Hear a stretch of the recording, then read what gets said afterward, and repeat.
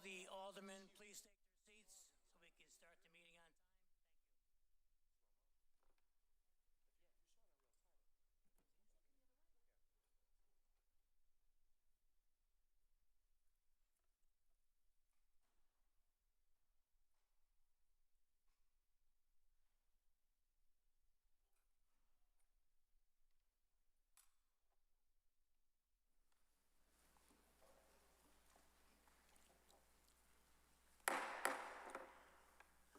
Good evening, ladies and gentlemen.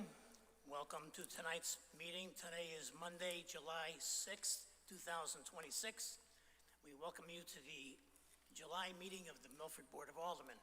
Please join me as we salute our flag. Pledge allegiance to the flag of the United States of America and to the republic for which it stands, one nation, under God, indivisible, with liberty and justice for all.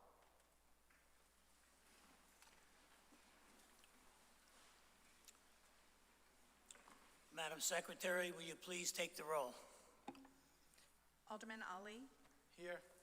Alderman Bannon. Here. Alderman Bevan. Here. Alderman Brennan. Here. Alderman Casey. Here. Alderman Federico. Here. Alderman Fowler. Here. Alderman Healy. Alderman Height. Here. Alderman Lombardi. Here. Alderman Pacelli. Alderman Michael Smith. Alderman Winthrop Smith Jr. Alderman Winthrop Smith III. Here. Alderman Vitro. Here. All are, excuse me, all are present. All are present. We do have a quorum.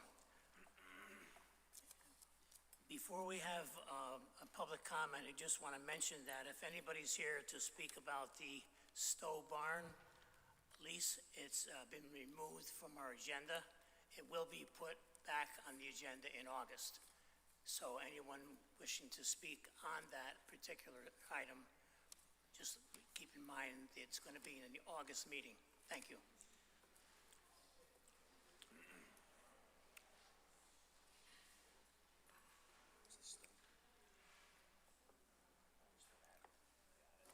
Public comment statements are strictly limited to the legislation function of the Board of Aldermen.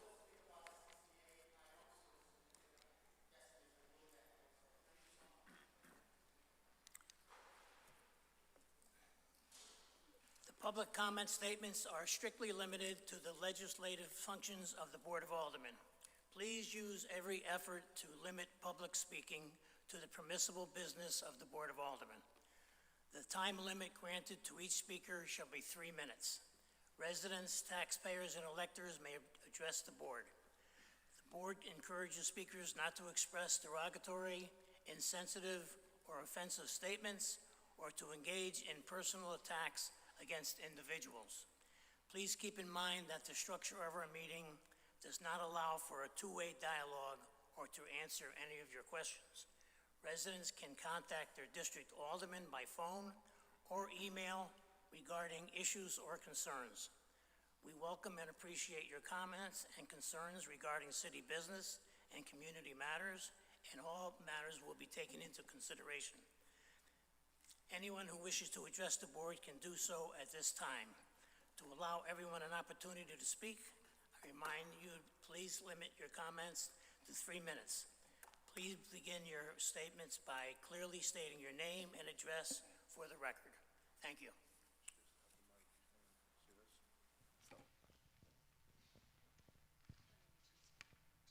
Okay. Is that good? All right. Christopher Saluga, 156 Clark Hill Road. Good evening. I am a professional engineer and accident investigator. I am here tonight to raise a safety concern that I believe the city needs to address before someone is seriously injured or killed. Over the last few years, I have seen a growing number of golf carts driving on Milford's roads, particularly along the shoreline. This time of the year, I'll regularly see several on my commute home. The majority of these are unregistered, are not legal for operation on public streets. I have seen adults driving children around without seatbelts. I have also seen children driving them unattended on city streets and sidewalks. I understand that golf carts may seem harmless because they seem small and slow. However, they are not toys and present serious hazards when operated in traffic, near pedestrians, or when children are driving. Many of the carts I also see are lifted, making them more prone to rollover. That's especially concerning when children are riding unrestrained or occupants or are operating the carts themselves. In the course of my career, I've personally investigated over 100 serious accidents involving golf carts, including cases involving traumatic brain injury, paralysis, and death. Unfortunately, many of the victims are children. Common accident scenarios included occupants being ejected in a turn, rollovers, pedestrian strikes, and collisions with cars. There's also a serious legal and financial responsibility issue. Some of the golf cart accidents I have investigated have resulted in multi-million-dollar lawsuits. When golf carts are not registered as motor vehicles, they generally are not covered by automotive insurance. At the same time, homeowners insurance categorizes them as motor vehicles and excludes them from that coverage. That means after a serious injury, there may be no meaningful insurance coverage available for the injured person, the driver, or the vehicle owner. That is not a problem only for those individual families, but for the city as a whole. I'm not here because I want to spoil anyone's fun. I'm here because the current situation appears to be getting normalized. When people see golf carts being driven around town without consequence, more people assume it is allowed. Parents and children see it as acceptable and may not understand the risks, and eventually the city may be dealing with a preventable tragedy. I'm asking the board, the city, and the police department to treat this as a real public safety issue and to enforce the law. Illegal, unregistered vehicles should not be permitted on Milford's public roads or sidewalks. The law should be clearly communicated and enforced before someone gets hurt. At a minimum, I would ask the city to review the issue, clarify publicly what is and is not permitted, and direct appropriate enforcement against illegal operation of unregistered golf cars on city streets, especially when children are passengers or operators. Thank you for your time and attention.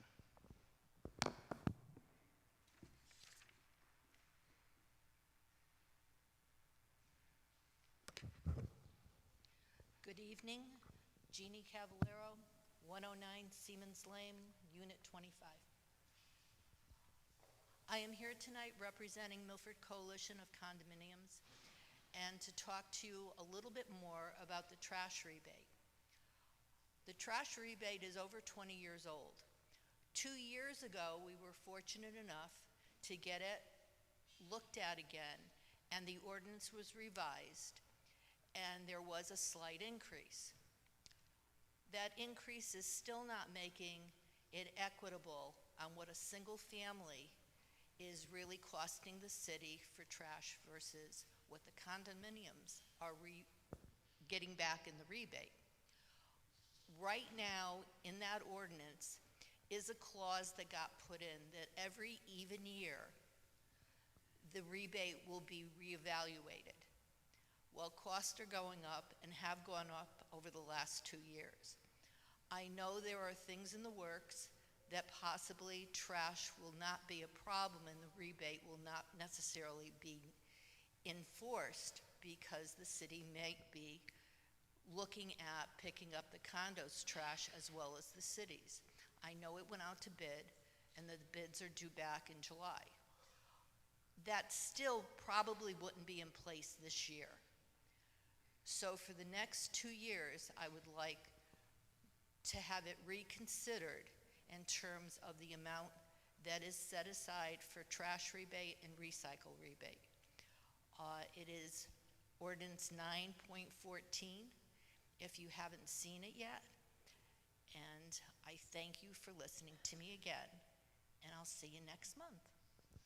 Thank you.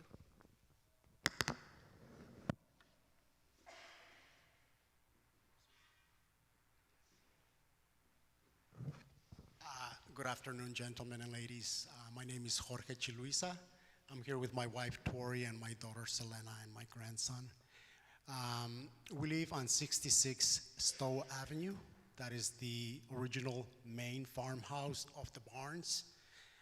We learned recently through the signs and through talking to people that the city is potentially going to be leasing that property to an association for 25 years. As we try to inquire about what the property is going to be used for, We're actually very excited and we're supportive because the intended use of the property appears to be primarily for community and cultural activities. Having said that, there were a couple of areas that created a lot of concern for us. It is a 25-year lease. I went through the lease. I didn't see any specific permitted use clauses. In talking to some of the people involved in the association, they do have plans in the future. Now, we don't know what that future, whether it's 2 years, 3 years, 4 years, 5 years, for potentially renting out that property for nightly events, such as weddings, birthday parties, and other type of similar activities. And that's where the concern comes. When we purchased that property, we fell in love with it because of the history that it represents. And it is just a beautiful, beautiful property in a beautiful area. It is residential now. We've invested a lot of money along with our neighbors. We were able to attract new investments as they built new properties adjacent to us and new properties on the Laurel Avenue corridor.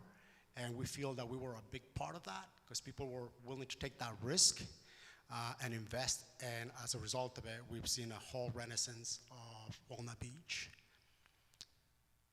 Here are the main concerns. One is parking. We've had issues in the past where we had people, that little road that goes through our property all the way to the barns, and people park in front of our house, and it creates a lot of challenges getting in and out of our driveways. It puts us in a difficult situation because now we have to somewhat become confrontational, and that's just that's not healthy. The other thing is the noise levels. We do have children. We have working class people in that property. We rent part of that property.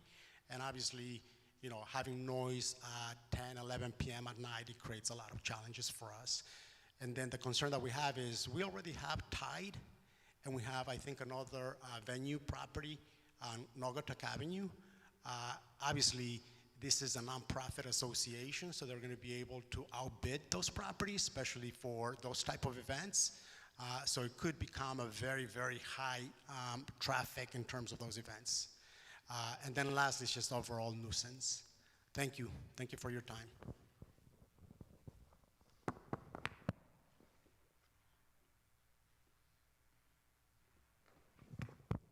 Hi, I'm Selena Fan, and I'd also just like to continue on the same topic. One of the concerns that I have is I would be really worried in terms of possible events happening here, especially if they are allowed to have alcohol on the premises. I have a small son right here, and I also have a daughter, and there's already a little bit of reckless driving in our area, and I would be very, very worried if there's any alcohol allowed without any additional supervision in the area. And I also know I'd love for it to be rented and revitalized and all that. I just think that there needs to be a clear structure and outline of what will be taking place in there. Again, just to make sure that any possible safety issues would be addressed before anything happens. Thank you.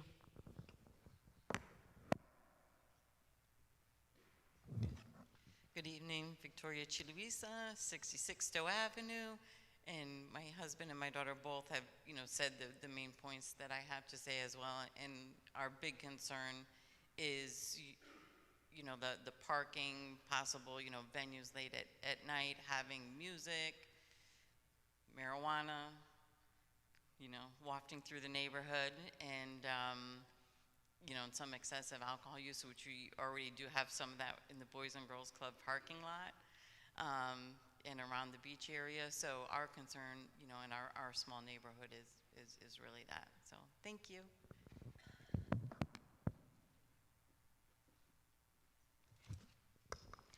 Hello, my name is Catherine Curley, and I live at 37 Pearl Hill Street, Milford, of course.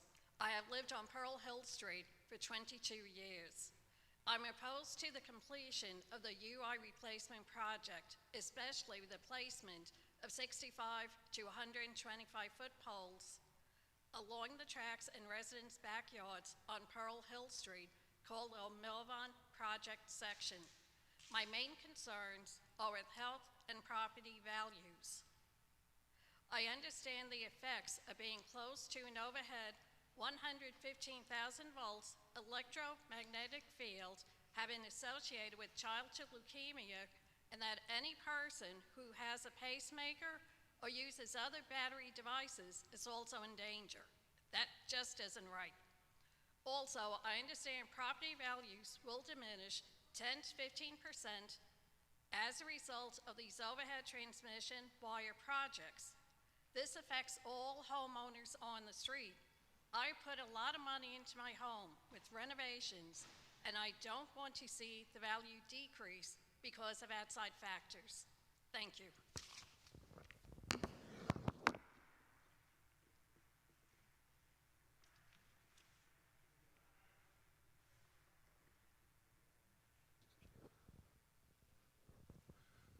Good evening. My name is Colin Lane, and I'm a resident of Pearl Hill Street 14. I've lived there for 32 years. It was because they are rich, was what I was told by a UI contractor when I asked about the stop to this work along the tracks in Southport, Fairfield, and Bridgeport. It was because they were rich. The naked truth, and hard to take, I suppose. Well, I'm an ordinary dude who had never had a steady income until I claimed my union pensions and Social Security. I've lived by the tracks for 42 years here in Milford and used Metro North to Grand Central so often 6 days a week, that at times I felt like I was working for Metro North. I thought this was, and was allowed to believe it was, a Metro North project. We were all allowed to believe what we wanted to. None of us understood what was really going on. We were duped. We had the wool pulled over our eyes. And it seems that perhaps the aldermanic board was duped too, to allow this Milford project to proceed. For if the truth were understood, this Milford project would not have been allowed as is. These monster poles are too big, and the wattage they carry too dangerous. They will obliterate the beauty and charm of downtown. It was only last spring I was told there was going to be a 10-story pole erected on the tracks at the bottom of my back garden, carrying 115,000 volts of electricity. It was a few weeks later I was told this 10-story pole was to be halfway up the embankment. It was very difficult to visualize, and deliberately so, I think, until UI obliterated the embankment and built a road and a platform and put up a chain link fence for privacy, the length of the back of Pearl Hill. Now, through the chain link fence, I can see the platform on which this monster will stand. And it feels as though I could put my hand through this chain link fence and touch this 10-story pole carrying 115,000 volts of electricity. That's it? Okay. You're over 3 minutes, sir. You sum it up, please. Sure. It will be 40 paces from my back door. These wires, cables are associated with childhood leukemia. Realtors would have a hard job selling my house for what the bank says it's worth. Thank you very much.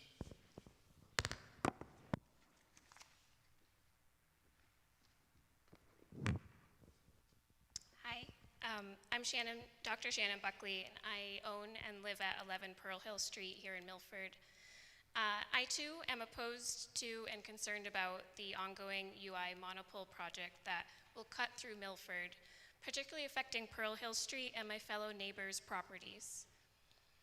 I was never informed about the project despite living across the street from it, and I didn't realize that the road that they were building and the fence that they were building behind my neighbors' properties would become permanent.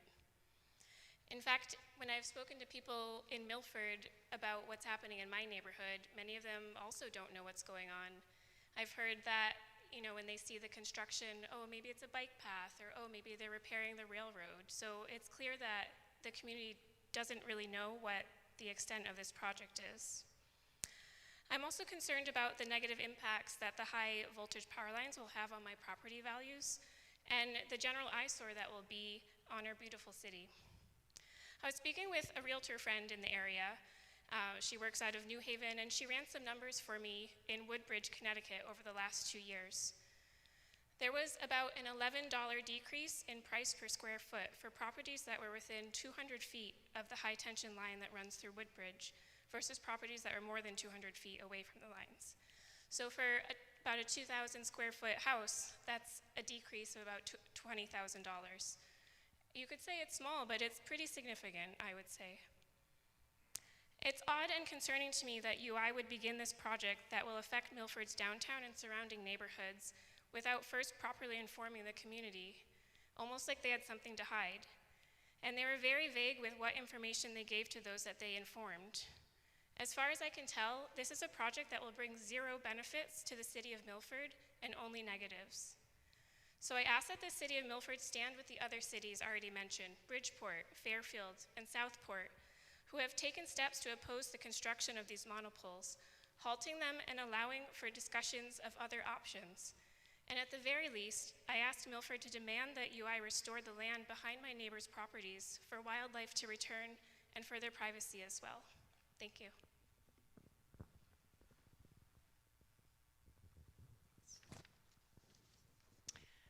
Good evening. My name is Joan Lane. I'm the co-owner with my husband Colin of 14 Pearl Hill Street, where we've lived since December of 1993.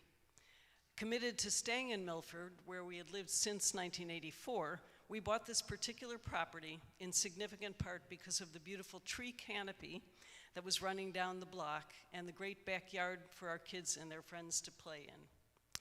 The block and the great backyard, there were trees out front, which meant a lot, and the sense of privacy because of our immediate neighbor to the south was an embankment down to the Metro North tracks. United Illuminating has been changing the street side image over the years, as many trees have been taken down due to supposed interference with power lines, though actual power outages from Superstorms Sandy and Irene were actually caused by a faulty UI transformer in the middle section of Pearl Hill, and not by felled wires. So we maintain that it may have been a non-necessity to take some of those trees down. And now we have the transformation of our backyard view and our sense of privacy due to UI's taking down a large tree, a rose bush, annuals and perennials that we had planted, their plan to maintain the access road that was originally, we were told, was going to be temporary, and the hideous chain link fence in our backyard. Not to mention the 95-foot pole that's about to go up directly behind our house. This sounds like a strong term, but frankly, we feel violated, both by the changes and by what we feel has been a lack of transparency on UI's part. Colin has had many conversations and emails with UI representatives, but we don't feel they've been forthcoming about the potential health hazards, nor, as you've heard from our neighbors, the impact that these aesthetic changes and the backyard view of a 95-foot pole will have on the value of our property. A decrease in the value of our home and property, of course, will affect not only Colin and me, but also our 2 children who will inherit our assets. So it's an ongoing legacy. What are we asking from the Board of Aldermen?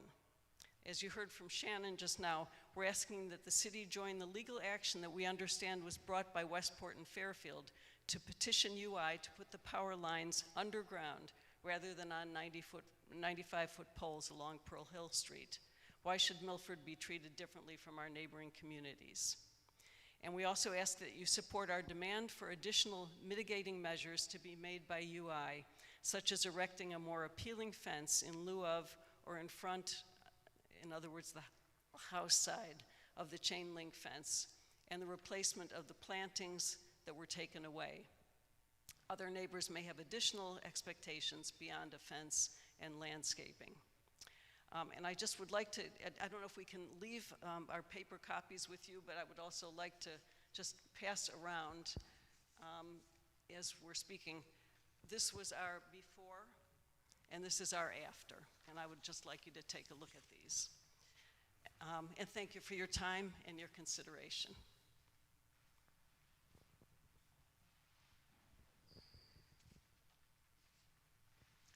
Good evening. My name is Ellen Solom. I'm at 22 Pearl Hill Street. And my concerns are also of what my neighbors have just put forth. Another thing I have is I've just spent half of my inheritance. I'm currently putting on an addition to my home. You probably all know what that's like. Worked closely with the railroad, a UI, as they were tearing everything apart at the same time. I'd like to say that my property is picturesque. I've worked very hard at that. Gardens, flowers, whatnot. And what am I left with? One chain link fence that's 50 feet wide all across, and it is silver in color. It is hideous. I too ask that someone can help us to get some landscaping done, and not at my cost. At the cost of UI. I've put enough money out at this point. So if you could help in that matter, that would be greatly appreciated. Thank you.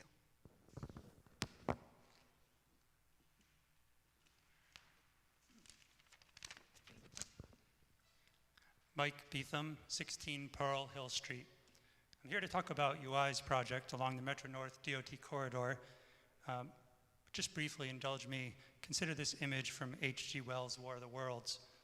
Towering 100-foot tall tripods constructed from a flexible, brilliantly shining metal, moving with a striding mechanical gait across the countryside. The body, a massive metal hood, a flexible, articulated metal arm firing an invisible heat ray. Tentacles, long, whip-like metallic tentacles, discharging black smoke to choke out humanity. He was remarkably close to describing UI's 115 kilovolt transmission line towers. From virtually every vantage point in downtown Milford, you will see these towers. Dining at a restaurant, steps of City Hall, duck pond, baseball fields, pavilion, library, baseball and tennis courts, boats in the harbor, middle school, senior center, churchgoers, parade goers, everyone from every vantage point in downtown will look out and see wires through the blue sky, towers occupying the skyline, marching down my street and through our downtown. Bridgeport, Fairfield, BJ's Wholesale Club, Southport Congregational Church, and numerous others contested UI's application to the Siting Council in docket 516. They fought it, they rallied support, they filed administrative appeals within the 45-day time limit to the Superior Court. Sadly, Milford did not. In Fairfield's complaint, they alleged UI's project would cause devastating impacts on the environment and precious religious, cultural, historic, and scenic resources in the town. UI failed to establish public need for the project, failed to adequately consider alternatives. UI admitted the real motivation for the project was for wheeling electricity for the power outside of the state, for UI to achieve profits. The project was not necessary for the power supply of the state. UI inflated the costs associated with more appropriate alternatives, such as undergrounding the wires.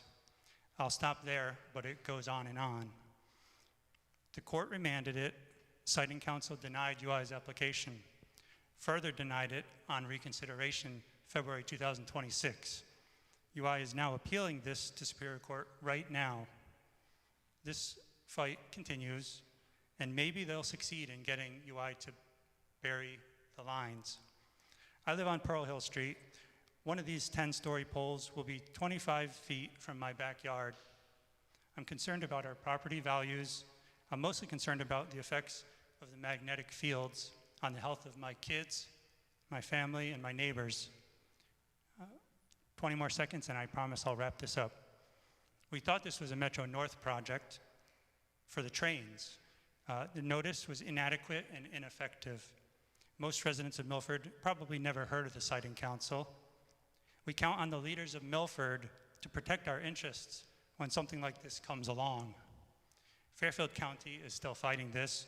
Milford should too.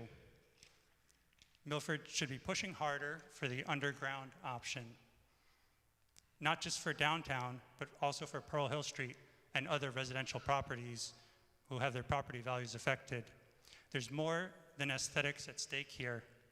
Protect our skyline, our property values, our health, our environment, as well as our scenic, historic, charming downtown. Thank you for your time.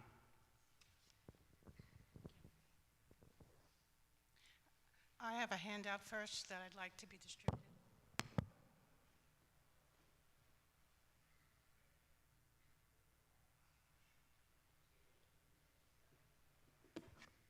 My name is Jane Bonangio, and I live at 17 Pearl Hill Street. I've been a resident for over 35 years.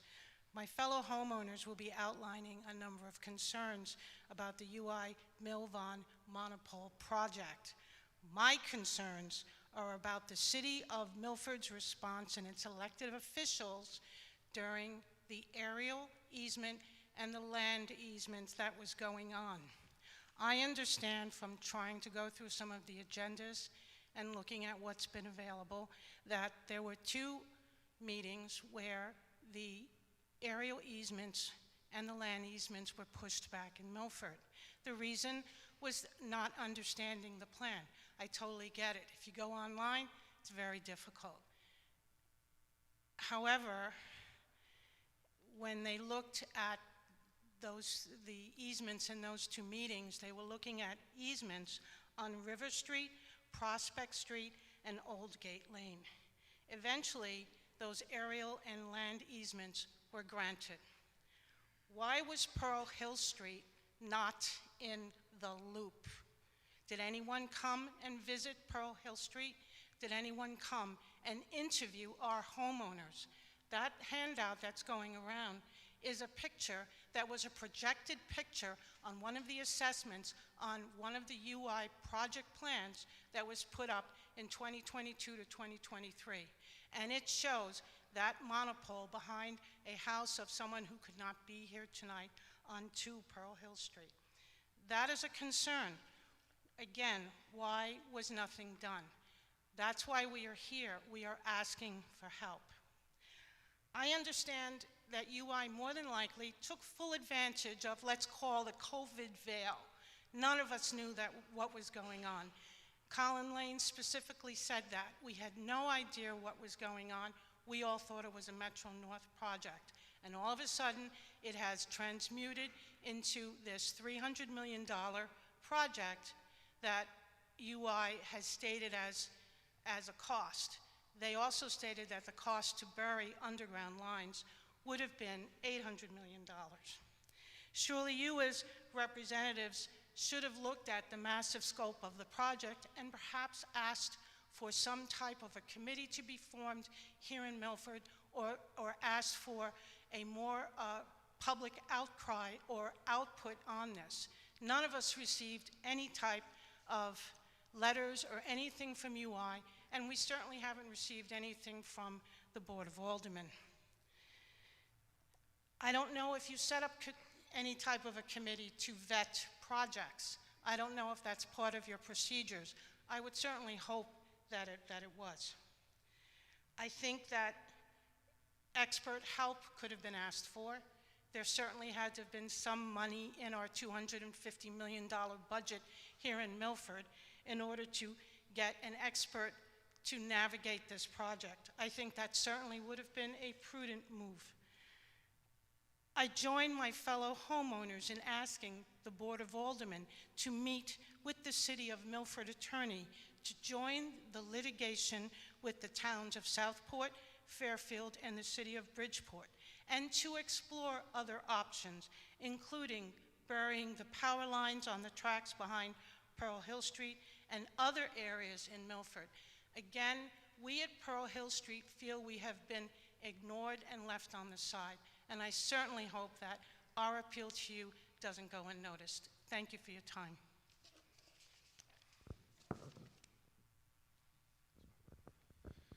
Good evening, everybody. My name is James Bonanzio, 17 Pearl Hill Street. I'm speaking on behalf of Patrice Dunn, 19 Pearl Hill Street, with a statement that she provided. She couldn't be here. My name is Patrice Dunn. I live across the street from the abutting properties and am joining the organizing Pearl Hill group. I have lived at 19 Pearl Hill Street for 40 years. One of the selling points was the tree-lined street. The trees were pruned around UI lines, and they looked like angel wings, just beautiful. Over the recent years, the trees have been cut down so that they would not require maintenance, and no tree was ever replaced. Then, most recently, the trees along the railroad were cut down, exposing the businesses on Bridgeport Ave and making it so that we could hear the trains on the other side of Pearl Hill Street as if they were in our own backyard. Without being properly informed by UI, we were led to believe that this was work Metro North was doing. Our natural buffer from sun and sound was impeded. I have not received any written communication from Metro North, UI, nor my aldermen. I am very disappointed that the aldermen may not have understood the scope of this project and thus failed to conduct the appropriate research. No one came out to the street to conduct research nor interview the residents. I visited the UI website and am certain that as a UI customer, I had not received any of the newsletters. I suspected that this was a deliberate omission of information to the residents on the opposite side of the street. I became very concerned when the drilling began. Huge concrete platforms appeared and the temporary access road was wide enough for huge work vehicles to drive through. This disruption was never explained and has now morphed into a dreaded 10-story monopole polluting our scenery, compromising our health, and devaluing our property. I am very disappointed in UI for not being transparent. This is an intrusion on our peaceful neighborhood and is an invasion of privacy. I am entirely opposed to the completion of the UI replacement project. I urge you to join us in our quest to fight the power company dictating progress. Please do not turn a blind eye nor a deaf ear just because it is not in your backyard. This is our city. These unsightly monster monopoles affect us all. Thank you.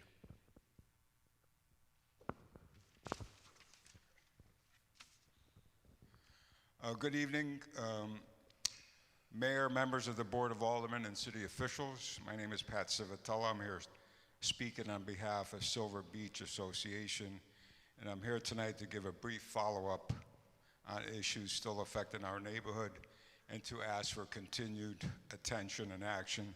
I also want to thank the mayor and his staff, and also Alderman Pacelli and Alderman Lombardi with meeting with our group. First and most importantly, speeding and traffic remain major concerns in Silver Beach. This is a small shoreline neighborhood with narrow roads, families walking, children riding bikes, and residents out throughout the day and evening. Yet too often vehicles come through East Broadway and surrounding side streets too fast with little regard for the people who live there. During the busy season, which is now, especially, traffic volume increases, the danger increases with it. This is not just a nuisance, it is a real public safety issue. We need strong enforcement, more visible traffic control, and a serious review of what additional measures can be put in place before someone gets hurt. Second is parking continues to be a major problem.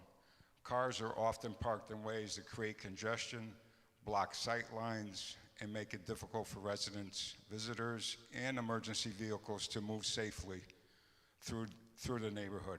When streets are overcrowded and vehicles are parked carelessly, it affects safety, access, and quality of life for everyone. Third, we continue to hear complaints related to short-term rentals, overcrowding. In some cases, properties are being used more like weekend party houses than homes. Residents have reported noises, late-night disturbance, excess trash, and too many vehicles in small residential streets. This situation places additional strain on the neighborhood and changes the character of our community made up on year-round residents, families, and longtime property owners. We appreciate the attention that has already been given to Silver Beach, but many of the same issues remain. Our residents are not asking for anything unreasonable.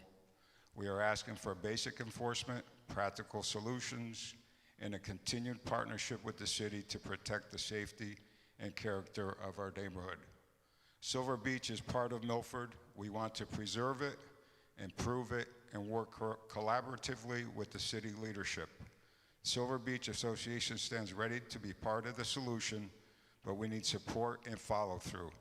Thank you for your time and your consideration for the continued attention to our community. And thank you for your service. Good evening, members of the board and Mr. Mayor. My name is Josephine Eek. I live at 47 Point Beach Drive in Milford, and I'm a practicing artist. I'm here in regards to Stowe Barn, although I realize it's not up for vote till next month. I support turning Stowe Barn into a community art, cultural, and public market space. Providing a dedicated venue for local creative communities is an excellent vision. However, I have deep concerns about the 25-year lease structure. Historic barn restorations are incredibly expensive. When nonprofits face high operational costs, they often rely on heavily lucrative closed private door events like weddings, corporate parties, to pay the bills. If weekends are constantly booked for private parties, local artists and working families will be priced out of the space when they need it most. As an artist, I want this project to succeed, but we need legal guards against corporate drift. Before approving this quarter-century commitment, I urge the board to require 3 protections in the lease. Strict event caps, limit the number of private, closed-door commercial events allowed each year. Revenue reinvestment. Mandate that a specific percentage of private rental revenue directly fund free community arts programs. And third, guaranteed board seats or voice by reserving permanent seats on an operating board for local resident artists and a neighborhood representative.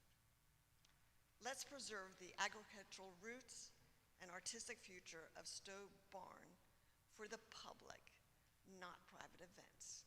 Thank you.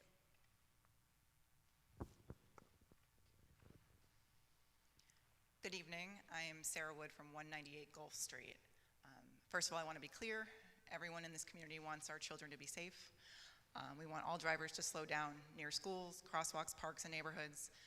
But these cameras are not doing what we were told they would do. A camera doesn't slow a speeding car down in real time. I live next to one of these cameras. I can see it from my bedroom. I can tell you with certainty, people do not suddenly become safer drivers because they pass a camera. They slow down for the camera zone and then speed right back up afterwards. That's my house, and they start speeding up. That does not make the road safer. It just moves the danger a few feet further down the street.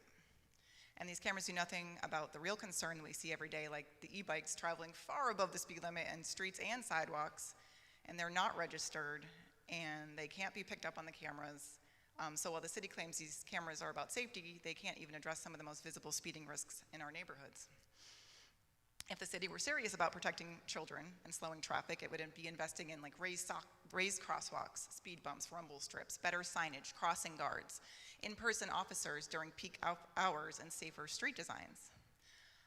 These measures slow cars in real time. They protect our children in real time. And many of them cost far less than contracts signed with Flock or any of their partnering companies. Instead, we have a system that issues tickets after the fact and creates the appearance of safety without delivering it when it matters most. To many residents, this feels less like a safety program and more like a revenue program. It does nothing to stop a dangerous driver before they reach a child, but it does turn every person driving through town into a potential suspect. These cameras can track when I leave my home, when I come back, where my car has been seen, and how often. No warrant, no individualized suspicion, just constant collection of information about ordinary people going about their lives. That is not community safety, that is warrantless surveillance. And perhaps most troubling, This was not done with the community. Residents were not meaningfully brought into the conversation before these cameras were installed, people that live in the neighborhoods. We were told this was happening rather than asked whether this was the kind of town we want to live in. We do not want to be watched into submission. We want safer streets. We want solutions that prevent harm instead of documenting it afterwards. We want leaders who invest in children, pedestrians, and neighborhoods, not contracts that collect data, issue tickets, and call it safety. Real safety does not treat every resident like they are guilty until proven innocent. So please take the cameras down, put the money into traffic calming measures, and protect the people in real time. Thank you. Hi, my name is Karen Pertoso. I live at 60 Stowe Avenue. I have similar concerns that my neighbors brought up before, 68 Stowe and my other neighbor at 66 Stowe. One of my major concerns is having the extra traffic. Where the Stowe Art Farm is, there's a curve on the street of Stowe Avenue. And I think it's very dangerous if there's going to also be alcohol, and if somebody doesn't know the street, all that extra traffic going through to navigate that turn. There was an accident where a car ended up hitting in the telephone pole near my house, and I think that having alcohol there and also having all this additional traffic where people aren't used to the road can cause some serious concerns. Thank you.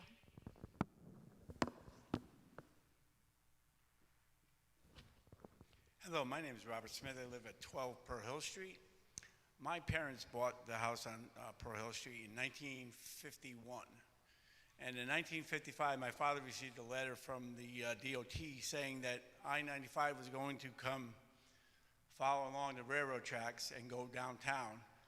And at the last minute, fortunately for Pearl Hill Street, they decided they needed to stay away from the green, the historic Milford Green. So they went up past Plains Road and they went over to where it is today. I'm here just to say that in the 50s, the historic green was saved. And now this project is coming through. It's going to go right downtown, and I just want to make everybody aware that it just doesn't seem practical like it seemed in the 50s. Thank you very much.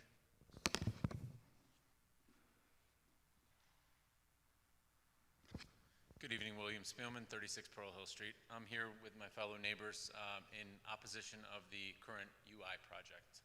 We bought our house a year ago. We fell in love with the community, fell in love with the neighborhood, the fact that it goes down to the Metro North, and everything is there. About a month after purchasing the house, we were approached by a man, Steven, who said that the Metro North was going to be doing a project and they would pay us a certain amount of money to be able to have access, to be able to do some clearing along the back.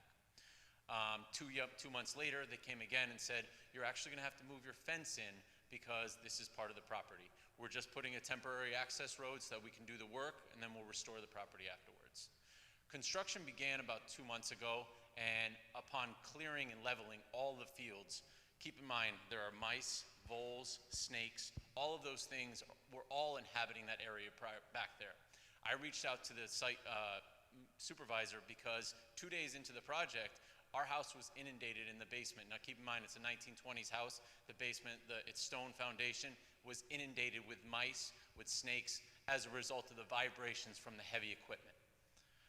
The guy indicated, he indicated to me to send me the bill for the pest remediation. Upon doing so, we got everything remediated. I asked, do you have a pest mitigation plan for the site? Do you have a habitat restoration plan for the site? They were not able to provide me with either of those things. What I'm asking for y'all is to be able to understand that we are here, we have beautiful houses that were originally with fences, with trees, with greenery all behind it. And now that's completely leveled and have just a chain link fence. It's unfortunate to see this transpire here. And we love this town. We are here to stay, but I'm asking you guys to take action on this because it has caused many, many issues, and unfortunately, every single person gives me another person to call. There is nobody taking any accountability. So what I'm asking for y'all tonight is to take accountability and help to join the other towns in litigation for this. Thank you very much.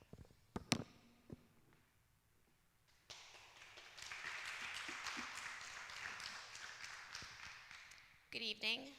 Laura Wasigis, 58 Greenfield Road. I would like to speak tonight about the delivery method of the Board of Aldermen agenda. It is my understanding that the agendas are personally delivered to each alder by a police officer. I reached out to Chief Mello, who confirmed this practice has been in place for at least 44 years. He agreed that emailing or another means of delivering the agenda would be a better method. In an effort to allow the police to tend to other matters, can the Board of Aldermen consider changing this practice and only receiving their agendas by email? Thank you.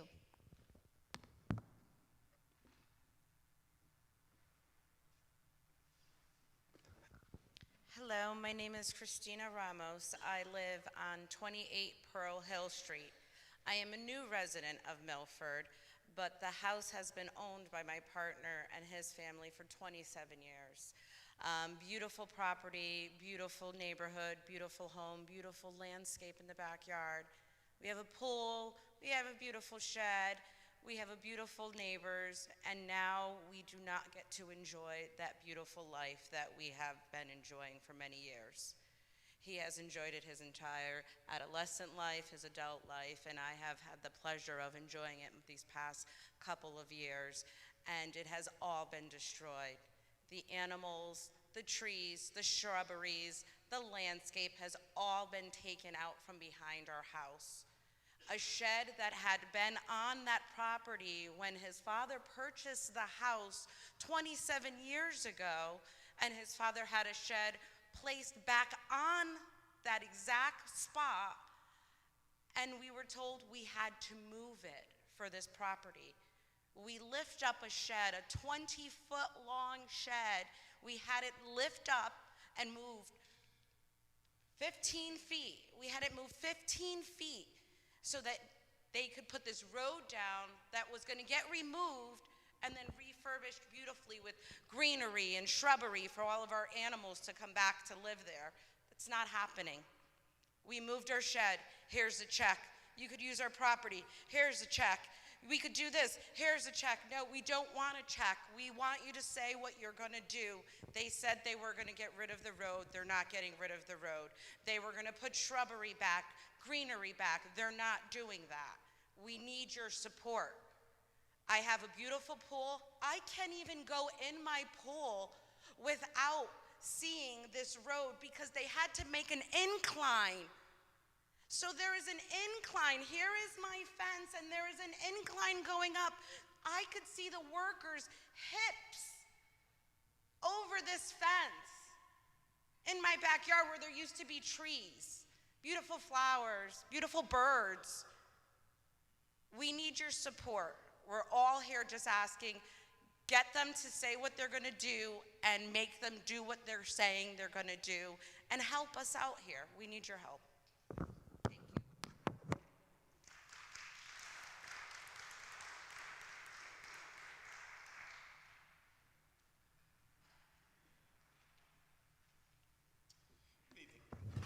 Good evening, everybody. This is going to be tonally different, so bear with me, please. Damon Ralph, 31 Chestnut Lane. I had a grandfather by the name of Henry Bosworth. We spent a lot of time together while he was alive, and he was a meaningful role model for me. We used to mow the church lawn together and talk about baseball. He absolutely loved Jackie Robinson and Ted Williams, and even though I never saw them play, I loved them too. Perhaps the most significant fact about Henry is that he flew more than 24 bombing missions over Germany during World War II. Henry was a proud American, the most patriotic person I've ever known. He cared deeply about democracy, freedom, and sacrifice, and he also cared about everyday acts of patriotism. Because I looked up to Henry, I care about those things too. Recently, I toured the city archives with Pete Smith. Pete showed me original title records from 1776. The first document he showed me was dated July 3rd, and it contained language that acknowledged the supreme authority of King George over the colonies. The second document, dated just a few days later, had that language scratched off. As Pete explained, it was a historic act of courage and defiance, and it happened right here in Milford. The occasion of our country's 250th birthday brought focus to the question of what makes America exceptional. Certainly, our democratic form of government is part of it, our Constitution, the rule of law, our system of checks and balances. Unfortunately, these principles are uncertain at the federal level, and many Americans are understandably nervous about that. Another perspective on the American experiment is what we do here in Milford, in this room, what all of you do. As a body, you stand and salute the flag at the beginning of every meeting. You represent your constituents in good faith without enriching yourselves in the process. You adhere to the rule of law and honor the outcomes of elections. To a significant degree, you treat each other with respect. As long as Milford and communities like it across the nation conduct themselves with the same sense of civic responsibility you do, then we're going to be just fine. What propelled the United States for 250 years is still present and thriving thanks to people like you. When those early Milford revolutionaries were defying King George, and when my grandfather was flying missions over Germany in the 1940s, they were risking their lives for assemblies just like this one. And so I want to thank all of you for honoring and preserving their legacies. Henry Bosworth would be proud. Thank you.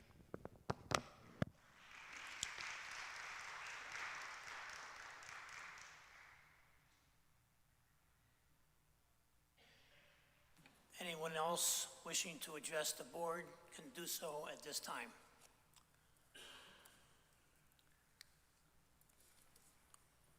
Seeing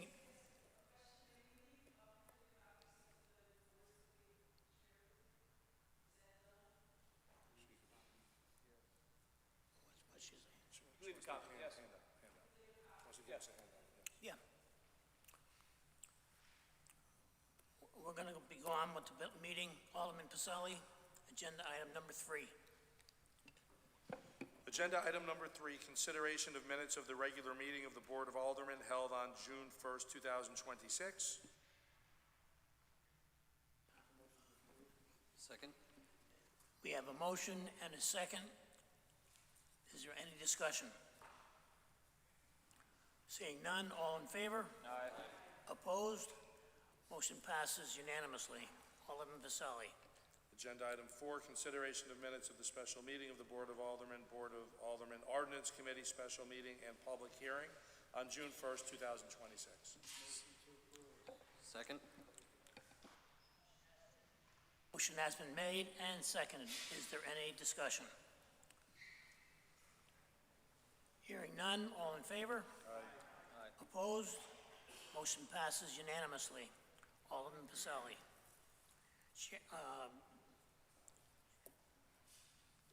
Agenda item number 5, Chairman's report and recommendations.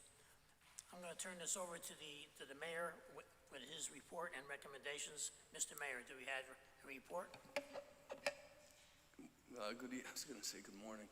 Good evening, Mr. Chairman, members of the board. I'll just update you on a few things going on. There's always something going on in Milford. So in the last month, obviously, we celebrated our 250th anniversary here.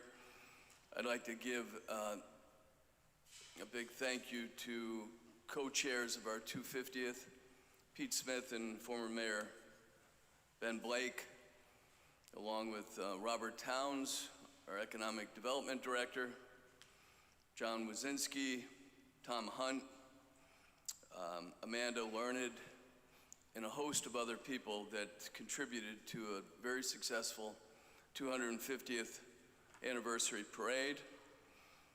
You know, we have decorations all over town as a result of this committee, including the flower beds out in front of Town Hall, if you haven't noticed them. We sent out a special newsletter commemorating the 250th, and had a concert band play on the green that same day, so Milford certainly showed up for 250. We have another event this Wednesday when we will be reading the Declaration of Independence in concert with cities all over the country. And that begins here on the steps of City Hall at 5:45 on Wednesday. So if you're able, please attend.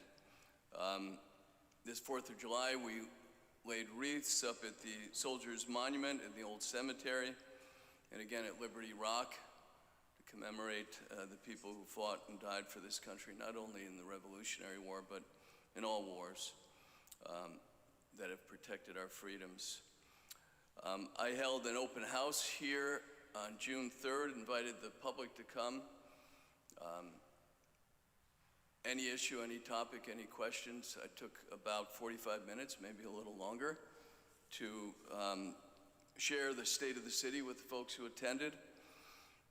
You often know from social media, which I tend to avoid, that there's a lot of people with a lot of opinions and ideas about what goes on in the city. So given the forum, I certainly expected a full house.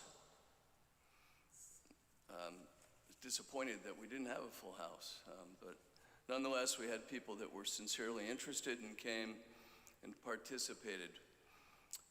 I'm also going to be doing a conversation with folks at the Senior Center this Friday at 10:30 that the public's invited to. Planning another open house or conversation with the mayor at Cafe Atlantique on July 14th. So just trying to get out there. As you know, we had an open house for all of our boards and commissions.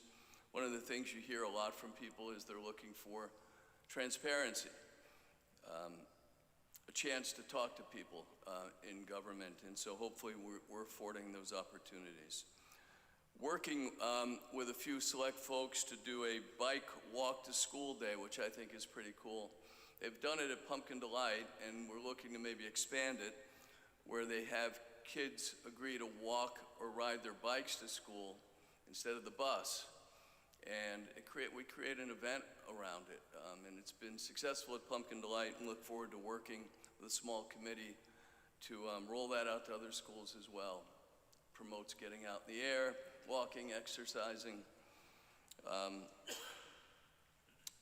What else do I want to share with you? A lot of events around town, but as always, Milford is bustling.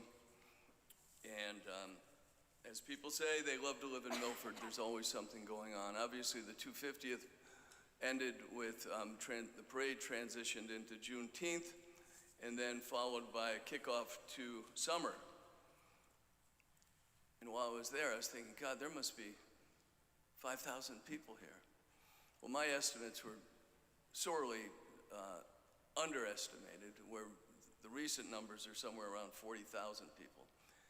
It was well attended, and it was a beautiful night, and very well done by all who participated, including Dan Worrell and Brooke and others. So thank you, Mr. Chairman. I will then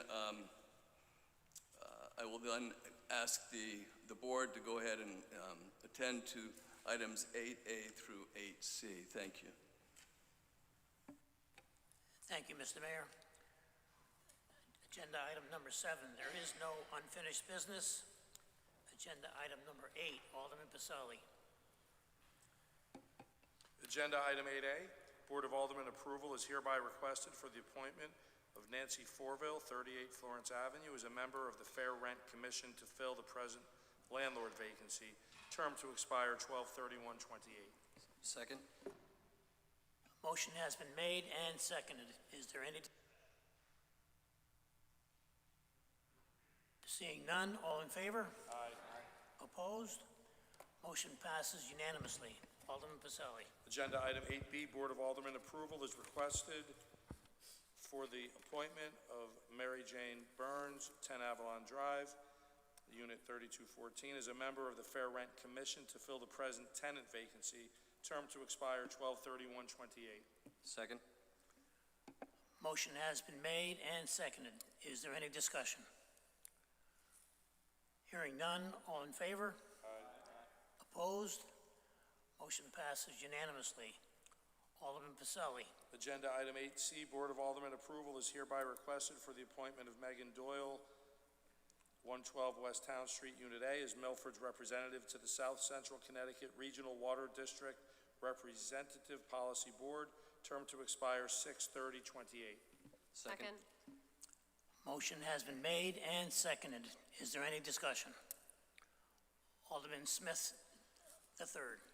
Thank you, Mr. Chairman, and through you, I just want to preface this with I have no issues with any of the proposed individuals here, and I'm in support of all of them. I just wanted to be clear on the one that is before us, Megan Doyle. I just want to make sure that the city has considered the provision of the charter that would prevent elected officials from holding other public offices.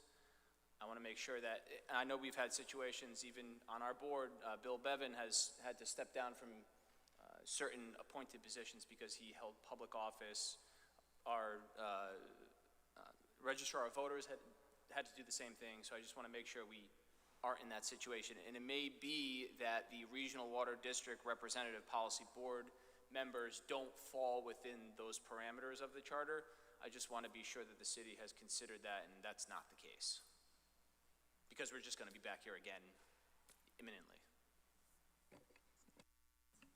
Mr. Chair, it wasn't necessarily in the form of a question, but I'll answer it as if it was one, or if it was directed to me, we were making eye contact, so I'll respond. Yeah, it was in the form of a question, but I guess it wasn't directed at anyone, so that'd be through you, Mr. Chairman, to our city attorney. All right, Mr. Chair, through you to Alderman Smith.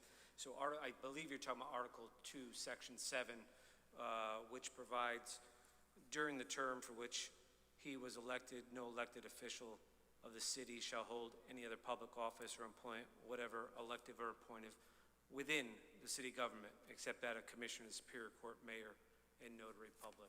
So this appointment is for the appointment of a municipal representative of the Representative Policy Board on the Regional Water Authority. It's a separate regional public entity created by special act of the General Assembly and not an office within the city government of Milford. So as presented, I don't see any issue. Excellent. That's what I'm looking for. Thank you, City Attorney Burgess. Thank you, Mr. Chairman. Any other discussion on the motion? Seeing none, all in favor? Aye. Opposed? Motion passes unanimously. At this time, will all the newly appointed members to the boards and commissions please step forward to be sworn in by our city clerk? I see none of the voted-in members are here, so we'll have to notify them to be gone to the city clerk's office at their convenience to get sworn in. Thank you, and congratulations to all our new appointed members. Alderman Pacelli, agenda item number 8D. Agenda item 8D, Board of Aldermen approval is hereby requested for the Regional Water Authority's right to entry authorization for lead galvanized service line replacement, and authorize the Mayor, Director of Public Works, and City Attorney to take all steps necessary, including signing all documents to effectuate said agreement. Second. Motion has been made and seconded. Is there any discussion? Alderman Fowler. Thank you, Mr. Chairman. To you, I'm not sure who to direct this question to, but I just want to make sure, what is the scope of the work? Just what is the line that's being replaced? If anyone out there can answer it.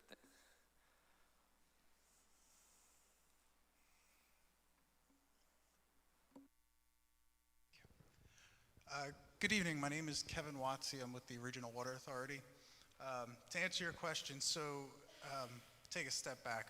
We are in the process of identifying all lead and galvanized water service lines in our service territory. Those are the lines that bring the water from the main in the street into the building.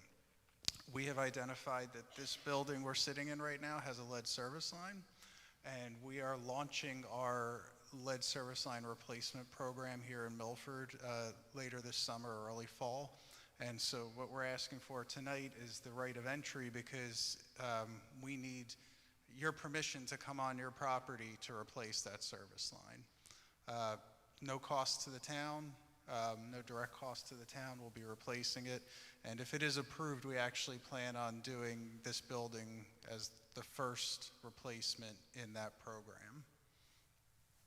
Okay, well, thank you for that. I guess if City Hall is the launching off point, have you identified any other pipes that might have lead and might have to be replaced over the next, I don't know how many years or? Yeah, so we have 11 years to replace them all within our service territory. In Milford, we've identified 12. We have 12 known lead service lines. We have just under 100 known galvanized lines. We also have to replace these galvanized lines. And then we have a few hundred lines that we just don't know yet. And so another part of our program is to try and identify those lines. Okay. And they will be replaced also if they qualify. Okay, just curious about if City Hall, does any of the road, like, around City Hall have to be dug out for this? I'm just curious what that's going to look like. I think we're going to be opening the road from the main into the building, so it'll be a small kind of perpendicular cut, okay. Which we will restore. You know, any of these replacements, we're on the hook for that. Okay. All right. I think that's the. Thank you very much. Oh, my pleasure. I appreciate it. Alderman Pacelli. Thank you, Mr. Chairman, through you. Just to clarify, what is it replaced with? So you take out a lead or galvanized line, and what is put in its place? Copper. Okay. Yep. Similarly sized? Yeah, it'll be the same size. One end. Yeah, and we'll work with Public Works and with the appropriate folks to make sure, you know, at a minimum, it'll be the same size. You know, if it needs to be upsized, we'll upsize it. Thank you. Yep. Alderman Smith III. Thank you, Mr. Chairman, and through you to our representative from the Regional Water Authority.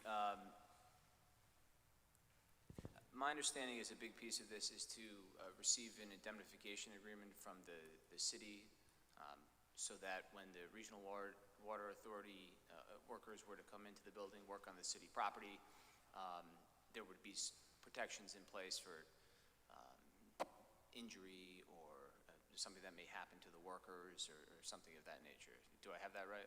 Yeah, I mean, and you know, our contractors are insured, but it's really just permission to let us come on your property and change that. There are indemnification in there. There's also a warranty in there so that if the work doesn't hold up, you know, we're on the hook to fix that as well.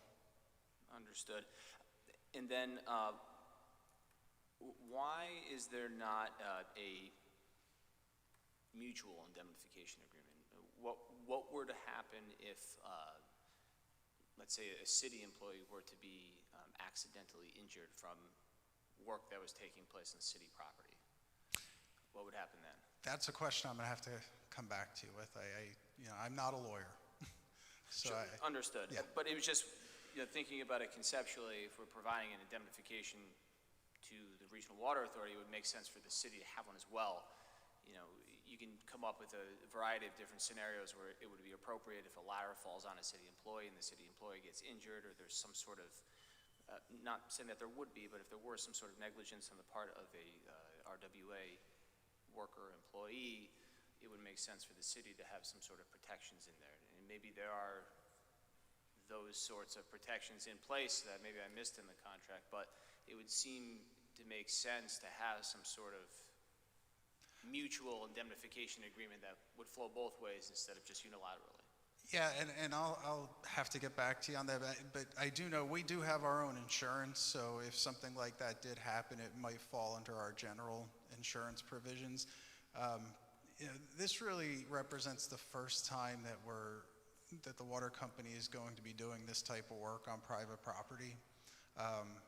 So that's why we seek that indemnification. But I think in the scenario that you laid out, and I'll double check it, that would probably fall under our general insurance policy that we have for such things. If, you know, just like if a homeowner gets injured on a pit that we dig, our insurance would cover that. Sure. I would certainly like to know that. That'd be great. And Alderman then, Smith, if I just want to interrupt just before you get into a new topic. In terms of indemnification, a party can't agree to indemnify for their own negligence. So if, for example, an RWA contractor was somehow negligent and a municipal employee were injured, they would have all rights to bring a claim. We're not indemnifying them for their own negligence, we're indemnifying them for our negligence. If we had set up a trap gun somewhere in City Hall, or a known hazard that we didn't put at risk. So I still think we retain some of our common law rights, and I think that's maybe what the gentleman was referring to. I understand your point, just wanted to just throw that context into it.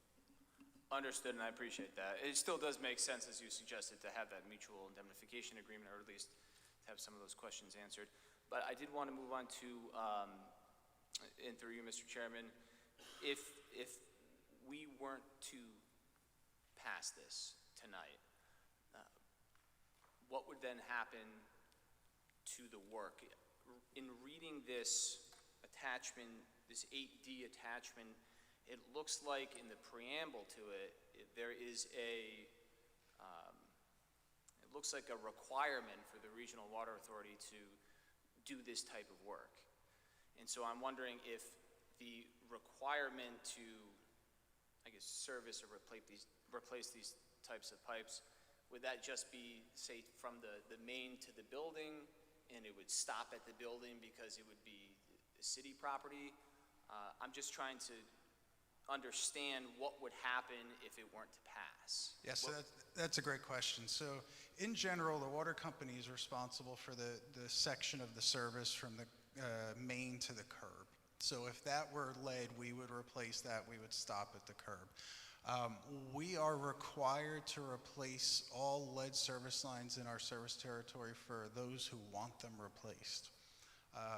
Any homeowner, any business can opt out of this program. If you do opt out, we are then required to send you 4 letters a year confirming that you're opting out. So if the city decided to not sign the right of entry, we would just inundate you with letters confirming, because like any homeowner, you sell your house, the new homeowner might, not know there's a lead line and they might want to opt in. So every quarter we have to get that opt out. So, but any homeowner, business, property owner has the right to opt out of this program. Understood, and thank you. Through you, Mr. Chairman, I appreciate that very much. But then the work still then would get done from the main to the curb? It would just stop there, If right? it needed to be. So the RWA since the late 70s has worked to get all the lead out of what we would say is our side of the system, from the curb to the main. So we have little to no lead on our side of the system. What we're really trying to do is to get it out on the customer side, that service. But in the instance where we find it on our side and the customer side, if they opt out, we're still going to get it out of our side. And if I could just inquire further, thank you, Mr. Chairman, through you. Does the work then include your area from the main to the curb, or has that already been replaced and remediated? We are going to be doing the entire from main to building here on this property. Right, and I'm just talking about the scenario where the city were to opt out, not saying that they will, but would you still have to then do the work? We would for still this do our project? side. Because there is still lead piping in that area. And we would just go through the road opening permit process like we normally would. Understood, thank you. Thank you, Mr. Chairman. Mr. Chairman, I'm sorry, Bob. Maybe I'm oversimplifying.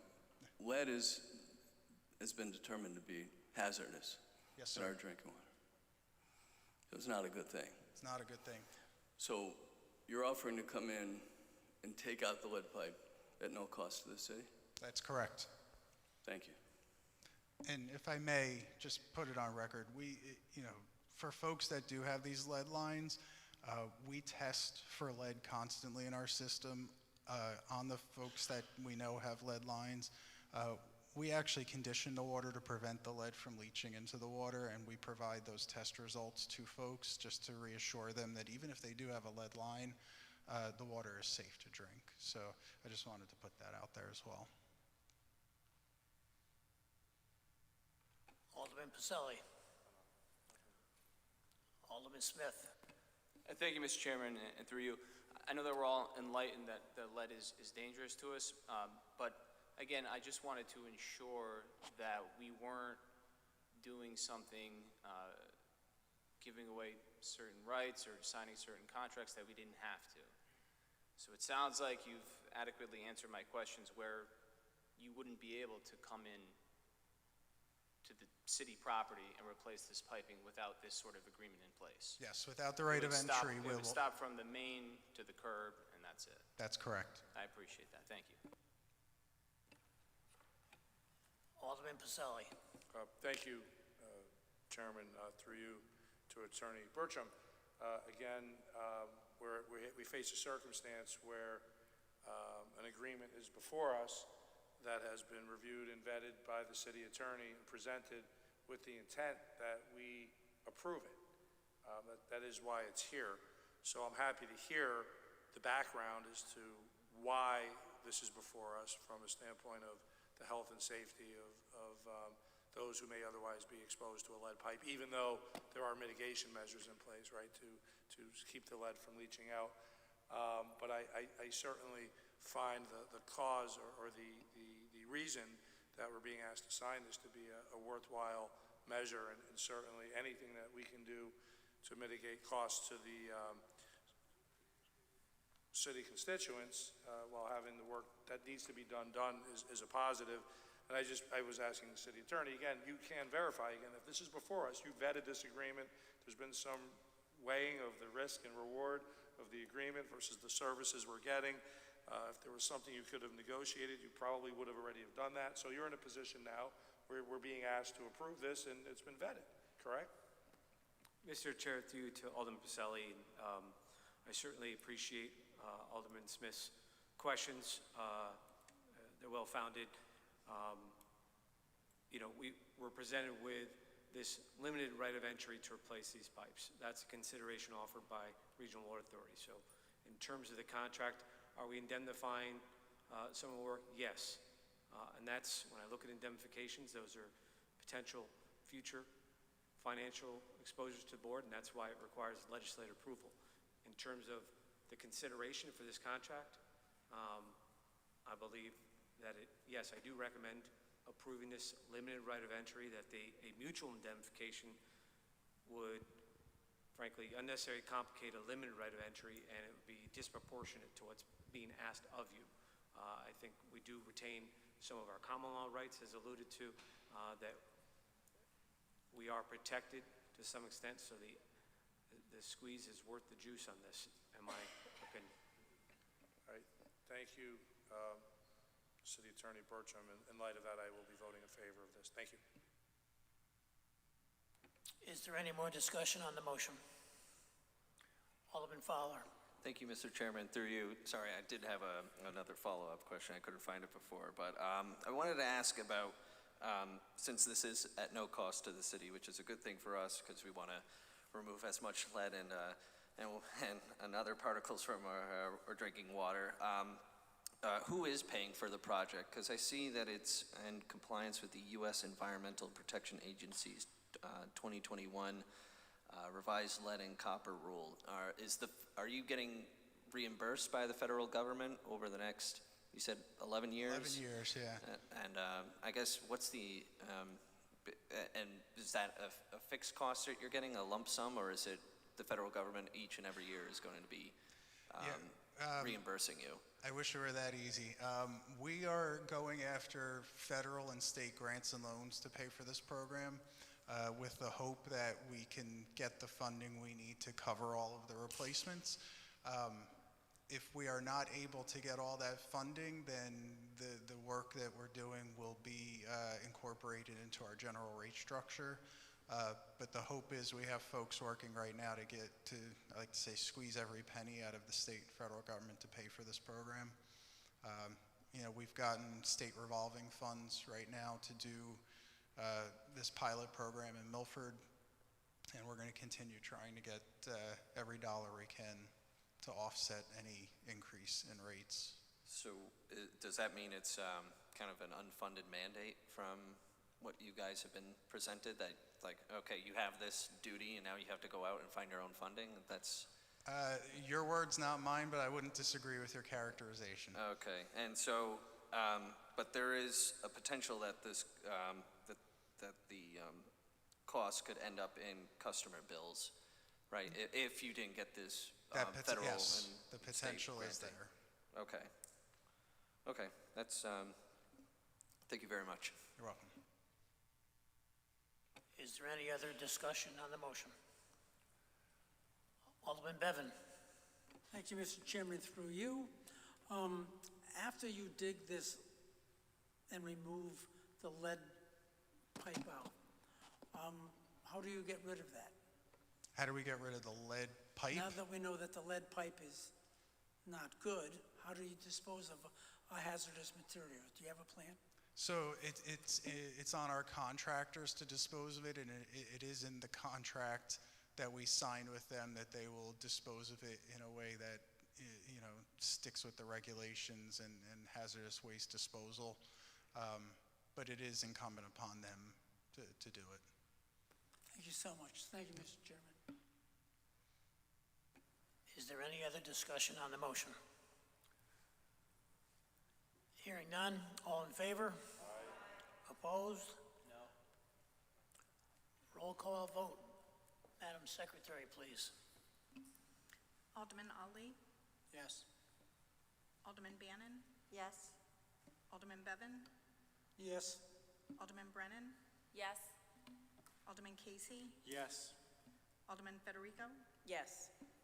Alderman Fowler, Alderman Healy, Alderman Height, Yes. Alderman Lombardi, Yes. Alderman Pacelli, Yes.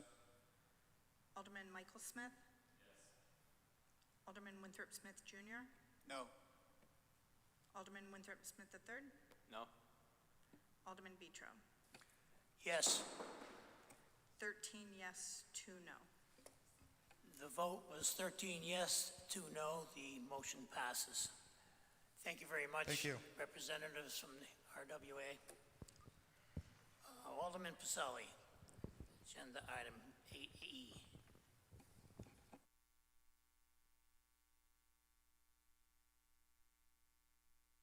Agenda item 8E, Board of Aldermen approval is requested for the State of Connecticut Department of Emergency Services and Public Protection Emergency Management Performance Grant, number 025E084A, and to authorize the mayor, fire chief, and city attorney to take all steps necessary, including signing all documents to effectuate said agreement. Second. Motion has been made and seconded. Is there any discussion? Alderman Smith. Thank you, Mr. Chairman, and through you to the city attorney. And I know we've spoken about this, City Attorney Burcham, before, so if you could just confirm for me some of the details here. This is for a $55,000 grant, 27.5 thousand of that will be paid for by a state agency.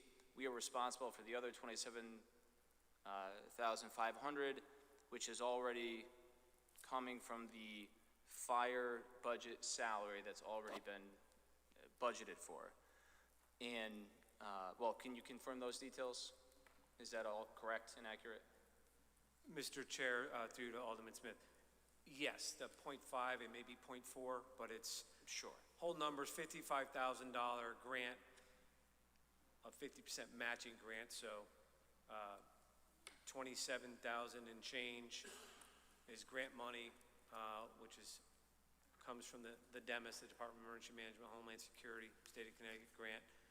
The other part is our match. That match is within fire department regular wages and has been for years. Essentially, the fire chief position, 30% is the number that the fire department gave me in terms of the fire chief's regular wages are dedicated to emergency management responsibilities.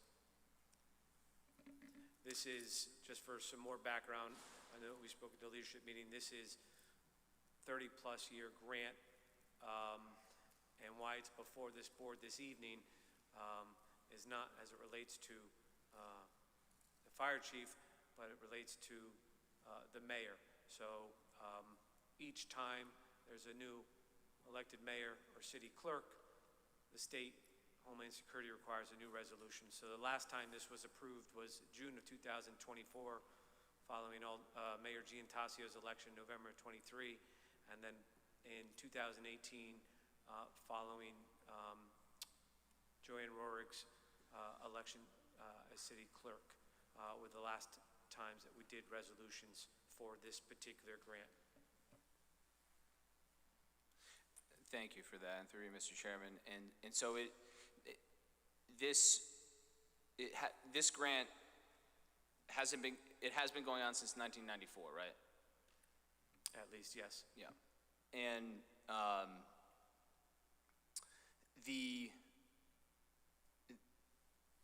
as we had discussed at the leadership meeting and thereafter, this does fund a emergency management director position, correct?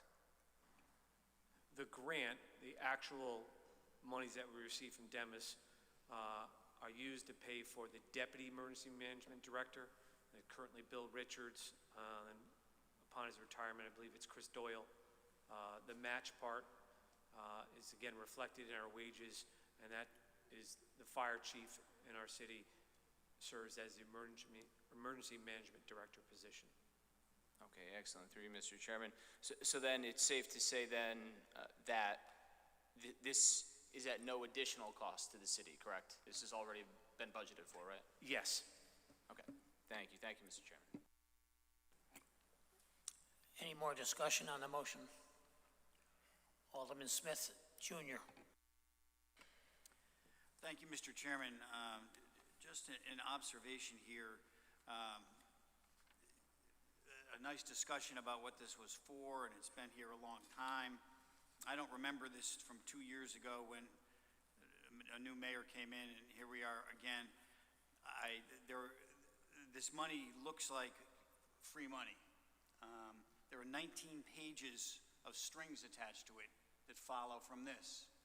And frankly, I didn't have the time to do the due diligence over this long weekend to have a longer discussion like we did 2 years ago with the regional asset federal grant document that came with all those strings attached. But I see in the first page on this document, in number 2, it requires the sub-recipient, which I'm assuming is the city of Milford, to cooperate with research and evaluation efforts by Demis and any other party designated by Demis. And I think that further on, that includes Department of Homeland Security in collecting and maintaining project data, including client data, supplying data to Demis or its designees, permitting access by Demis or its designees to any and all project information, whether stored by manual or electronic means. If I'd have had more time, I'm sure I would have gone into all 19 of these pages and found all kinds of things that I didn't like and would have caused me to vote no. I'm going to vote yes here on this tonight, but all of these federal grants are not free. They are not free money. This requires the city of Milford to subjugate itself to Demis or the Homeland Security and provide it with all data it stores having anything to do with this project. And here, I realize it's only a matching grant for a paid position, but there are a lot of things in here that are just, they're bad. They're bad, and that's why I voted against that regional asset agreement there 2 years ago. And why, if I'd have had more time, I probably would vote against this one as well. And I would just note, money isn't free, and Milford has to pay a cost for all of these things. And there were prior administrations, in particular the Listman administration, that didn't accept federal money of any sort because of exactly these kinds of things. And these things flow across to our desks now in the modern era, and we just all agree to them. And we are opening ourselves up to the federal government and the state government at all kinds of levels. And as I discovered when we went through that regional asset agreement, We can't say no. And they have that access, and we are surrendering it to them. I don't know if this one is as bad as a regional asset agreement. It sure looks like it. With the caveat that it's on me that I didn't do my due diligence, I'm going to vote yes on this, but I would hope that everybody involved would spend more time, and maybe you all did, I don't know that you didn't, going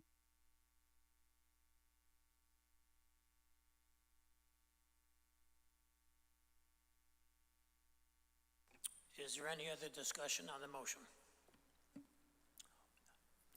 Alderman Healy. Thank you, Mr. Chairman. Just a comment. I will be voting yes for this, and having worked in the emergency services field for over 10 years, I know, as Alderman Smith had just mentioned, the third, talking about what the underlying issues are.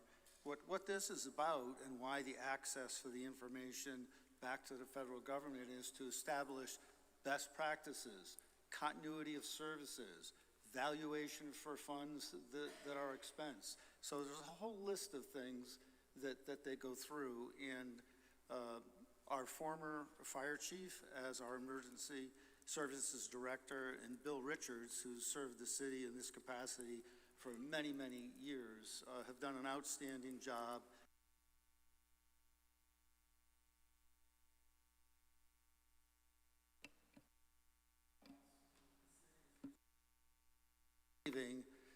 The best services through the fire department, its senior staff and operations. So it's straightforward, and I will be voting yes. Thank you. Is Alderman Federico. Thank you, Mr. Chairman. Through you to the city attorney. Mr. Bertram, can you just confirm what year you said this was originally signed? Did you say 94? You did. Roughly? Yes. At least 94. Okay. It may go back further. Okay. But that's when Bill Richards, last recall, I think, we had a phone Okay. conversation last week, but it may be, it's approximately 30 years. Okay, so I just did a quick check, and Fred Litzman was mayor in 1994. So perhaps this is a good one that, made its way through all the review under his administration. I will be voting in favor, and I agree with what Alderman Pacelli said earlier about the previous document we reviewed. When it's coming before us, you've reviewed it, you've vetted it, and you've weighed the pros and the cons, and I think in this one, the pros very much outweigh any cons. Thank you. Is there any other discussion on the motion? Seeing none, all in favor? Aye. Opposed? Motion passes unanimously. Alderman Pacelli. Agenda item number 8E.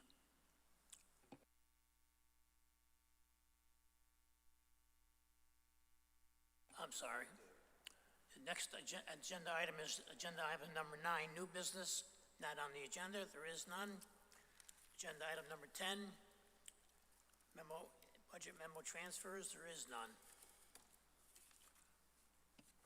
Moving on to refunds. Alderman Pacelli. Thank you. Agenda item 11, refunds list. Consideration of refunds in the amount of $14,781.44. Second? Motion is made and seconded. Is there any discussion? Hearing none, all in favor? Aye. Opposed? Motion passes unanimously. Motion, Alderman Pacelli. Thank you. I'd like to make a motion to reorder the agenda for agenda item 14, executive session. Second. Motion has been made and seconded to reorder the agenda for item number 14, executive session. Do we have a second? We did. Motion is made and seconded. Is there any discussion? Alderman Fowler. Thank you, Mr. Chairman. Through you, just a clarifying question about reordering the agenda. I'm just curious, what's the purpose? Thank you. The reason I made the motion My understanding is that we're going to need to address certain items that need to be discussed in executive session before addressing the ordinance items in more detail. So we go through this, then we'll get to those items. Perfect, thank you.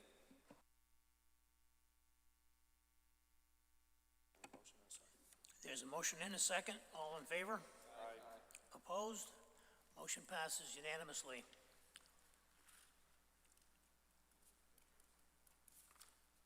I will entertain a motion to go into executive session.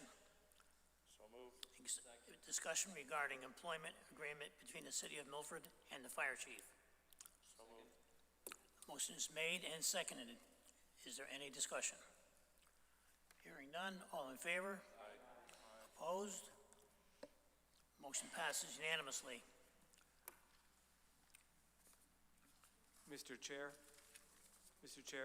for purpose of minutes, if you could invite myself, Assistant City Attorney Deborah Kelly, Human Resource Director Tanya Barnes, and Fire Commission Chair Kevin McGrath.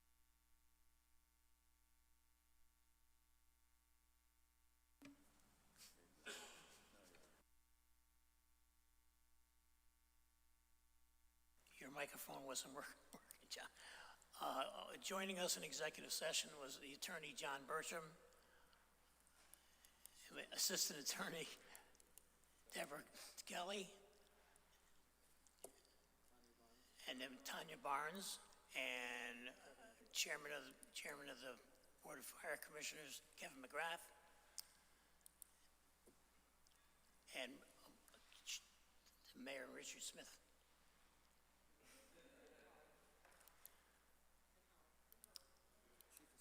And Chief of Staff, Holly Morenin. You could all come.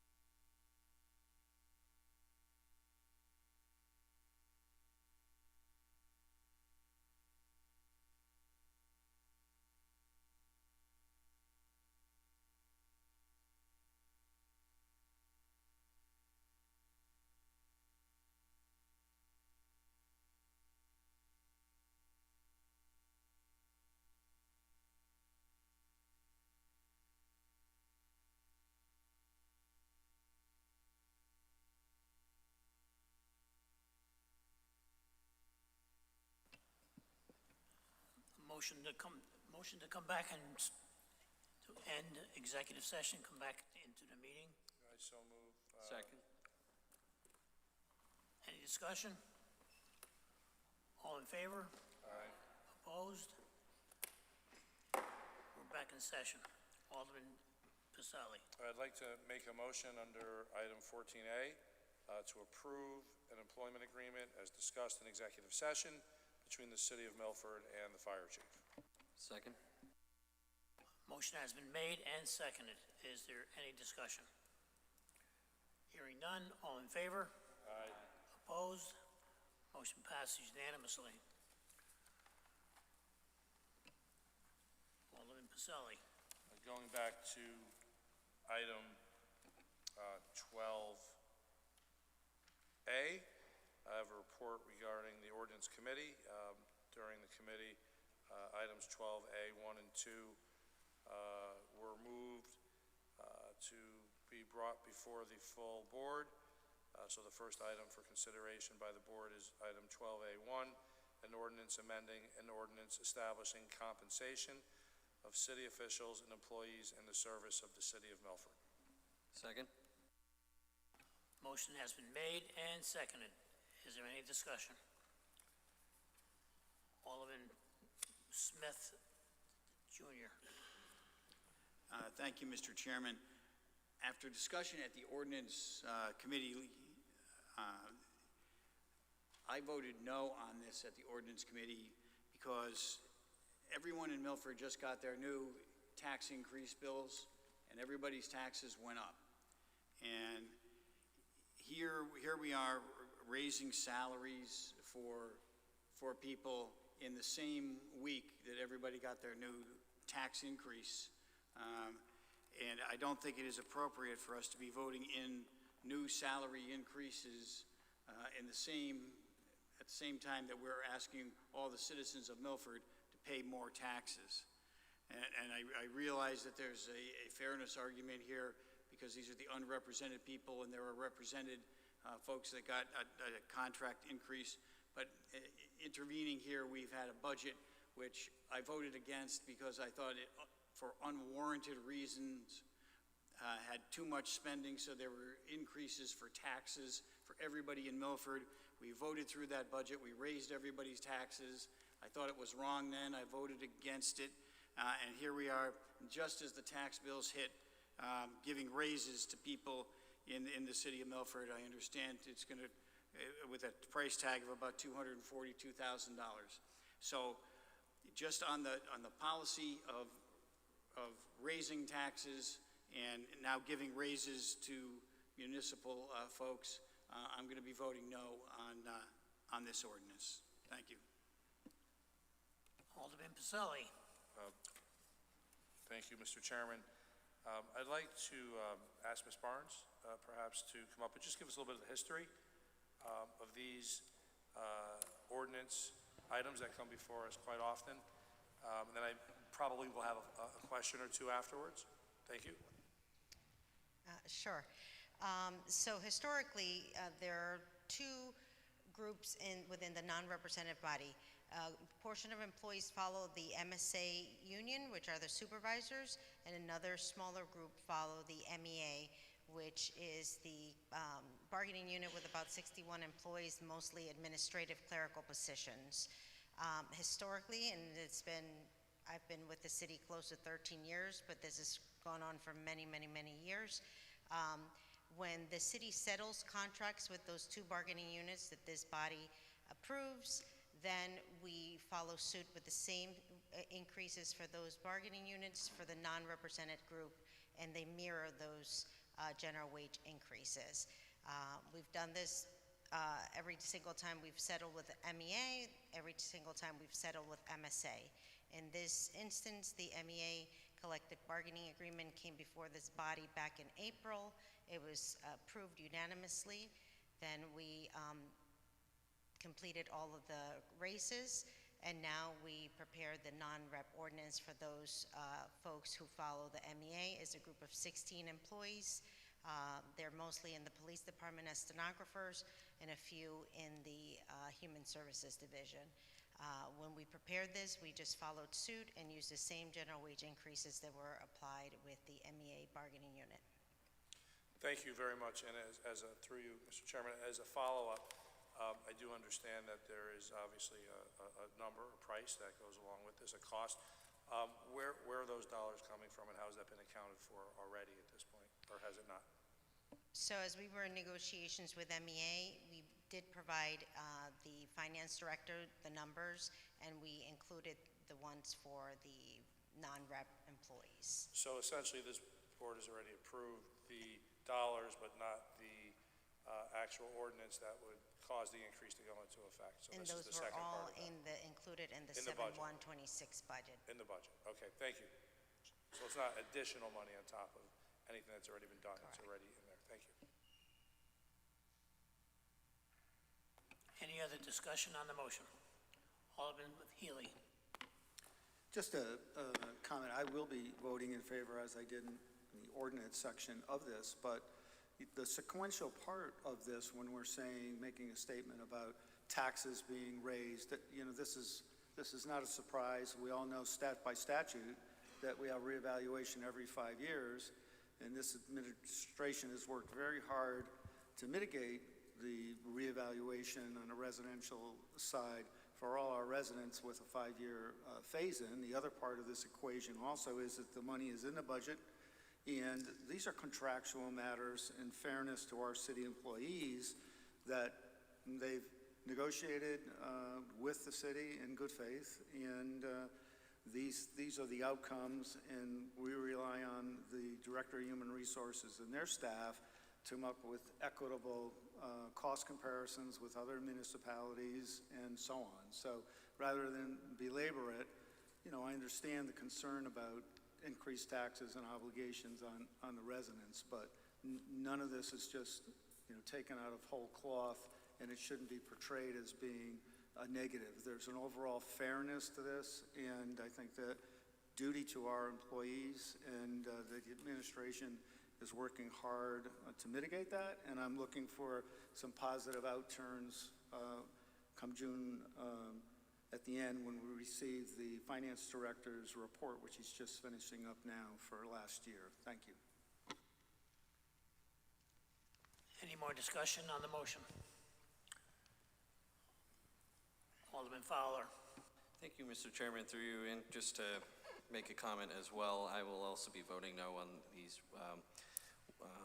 wage increases because the city, when they presented its budget, suggested that one of the reasons why the budget was going up was due to contractual obligations, and I just see this as another way of increasing the burden on our taxpayers. And I know this is already baked into the budget that was approved by this board. I was no then, and so to be consistent, I'm voting no now.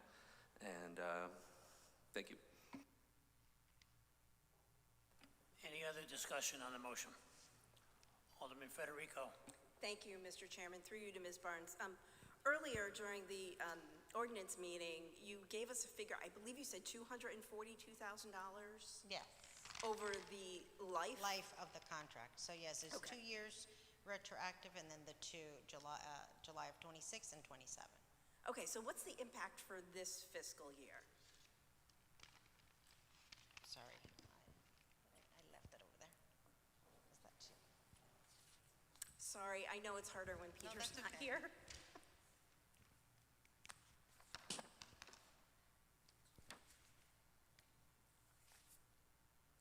Factoring 7/124 and 7/125, and so it's all 3 years, so 24, 25, and 26 is the 242 minus 33, so about $211,000. 211, okay. And 209. And that's for how many positions? 16. For 16 positions. Thank you. All right. So I just want to mention that I looked at our minutes from our meeting on May 7th when we passed the final budget. And I just want to note for the record that there was a proposed increase for several positions. I believe it was 3 positions in the finance department, and the annual impact of that would have been $120,000. And all 6 of my colleagues on the other side of the aisle supported and voted in favor of that amendment to increase the salaries for folks in the finance department. That was not proposed by administration or put forth by administration, and yet here we are with $211,000 impact already in the budget for 16 people. I think that this should be, I'm fully in support of this. I think that this should pass, and I've already heard that 2 of the folks possibly are not supporting it. I hope the other 4 will consider it. Thank you. Any other discussion on the motion? Alderman Smith, the third. Thank you, Mr. Chairman, and through you to the board generally. You know, there are some people on the board that do support our finance department, but I think the salient point here is we have to consider when we are faced with a situation in the city where taxes have gone up. We can blame it on the assessor, we can blame it on contractual obligations. The point is, the city was promised lower taxes, and that's not what they got. So when we were sitting here looking at salary increases, we should be cognizant of that. We should reevaluate that, and we should come up with a better solution. That's the point. Thank you, Mr. Chairman. Mr. Chairman, I mean, we look to govern here. The idea, with all respect to my friends on the other side of the aisle, the meeting that Alderwoman Federico refers to, you guys voted or motioned to spend more and then voted against the budget. You voted to spend more while this party on this side voted to cut. And so I Point just of order, think that Mr. Chairman. The mayor is a guest at this meeting, and I don't appreciate accusations being thrown at this board for overspending or underspending. There's no And so accusation, sir. And I do believe The mayor has the floor. I think you should bang the mayor out of order. Out of respect, the mayor The has mayor the is a floor. guest here. He should not be accusing our board members. You need to stop your talking until the mayor gets finished. with all due respect, Alderman Smith, I'm not accusing anybody. I'm just recounting what happened, and it's in the minutes. So there's no accusations. He's just reminding us of, we need to act faithfully. And I understand the last person in the world that wanted to see taxes go up, who walked into a $9.5 million deficit plus a reval. It was 13%, and we worked hard. And the night of the budget, I was surprised that there were motions to increase spending. That's all I'm saying. That's not accusing you of anything. That's just on the record, just reminding. Thank you, Mr. Chairman. Alderman Pacelli. Thank you, Mr. Chairman, through you to Ms. Barnes. Again, just going back to the historical nature of these types of matters coming before this board, clearly there's at least some people here who are concerned about this. And my concern, even though it is in the budget and even though, this is following tradition, I mean, what is your, as someone who is in human resources, who deals with these people every day, what do you think the outcome will be if, in fact, this board was not to go forward and do this? What would happen?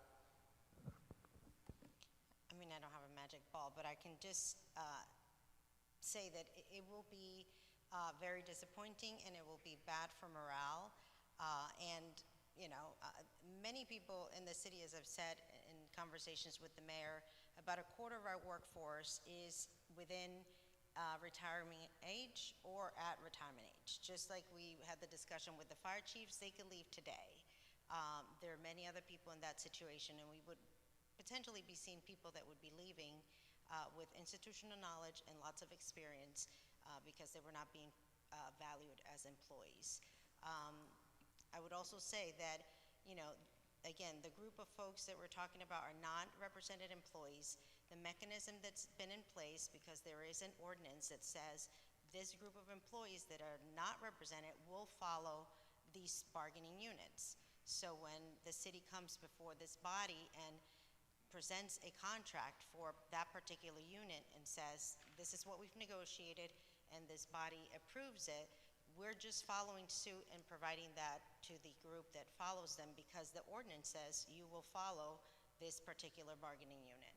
I understand, and I thank you. And just as a follow-up, if I may, Mr. Chairman, if this board was to be inclined to not support these city employees and not give them what traditionally would occur in light of the historical references you've made, in addition to morale and possible early retirements and the brain drain that would impact the city and all the constituents here, how would that affect our ability to go and find new people to fill these roles where we would need either to have people step up either through promotion or coming in from the outside, if in fact we were to not go forward and give these increases that are typically given in this circumstance, even though, we have to weigh the pros and cons of that? How would that affect the future? It would in your impact mind? recruitment for As sure. a HR person, I just want your opinion. It would certainly impact recruitment, which is, again, even in the bargaining, in positions that are within the bargaining unit, when we came before this body, in some units, we had to do adjustments in salaries because we were having challenges recruiting.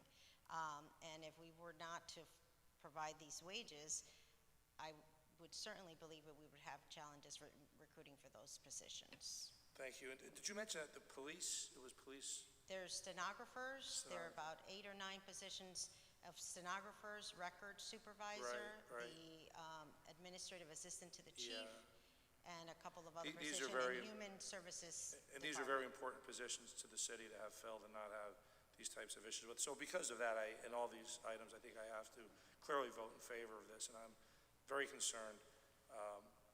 Well, I'm just going to leave it at that. Thank you. Any more discussion on the motion? Seeing none, all in favor? Aye. Opposed? No. Roll call vote, Madam Secretary, please. Alderman Ali? Yes. Alderman Bannon? Yes. Alderman Bevan? Yes. Alderman Brennan? Yes. Alderman Casey? No. Alderman Federico? Yes. Alderman Fowler? No. Alderman Healy? Alderman Height? Yes. Alderman Lombardi? Yes. Alderman Pacelli? Yes. Alderman Michael Smith? Yes. Alderman Winthrop Smith Jr.? No. Alderman Winthrop Smith III? No. Alderman Vitro? Yes. 11 yes, 4 no. 11 yes, 4 no. The motion passes. Thank you, Madam Secretary. Alderman Pacelli.